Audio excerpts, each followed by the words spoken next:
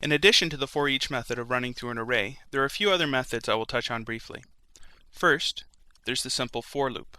This will work assuming the indexes of your array are numerical, number 1, number 0 through whatever. If you have assigned names to the elements of your array, however, the for method will not work. The next method is a little more complicated. It uses the internal pointer that PHP automatically assigns to each array. Each element to the array is called using the list and each functions within a while loop. The pointer is reset to the beginning of the array using the reset function. Personally, I've never used this method and don't recommend it.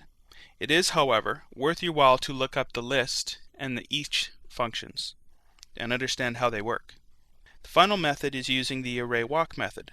This is a great method if you have a function that you want to run on each element of the array. For example, if the array consists of a bunch of numbers that you want to perform some calculation function on each number, you can use the array walk method. Here's a simple example. We have our function. We're going to perform a modulus 10 on the value passed through to the function.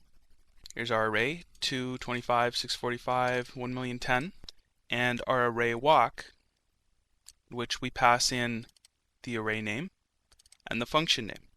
Each element of the array is then passed into the function named in that array walk, which is mod10.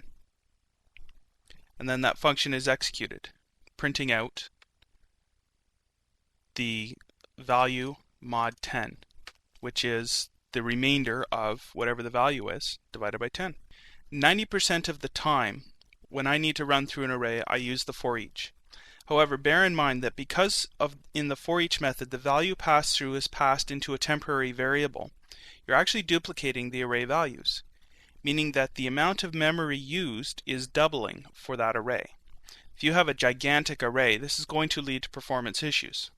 So if you're operating with a very large array, be sure to use one of these methods instead, as it will save execution time and free up memory in your script.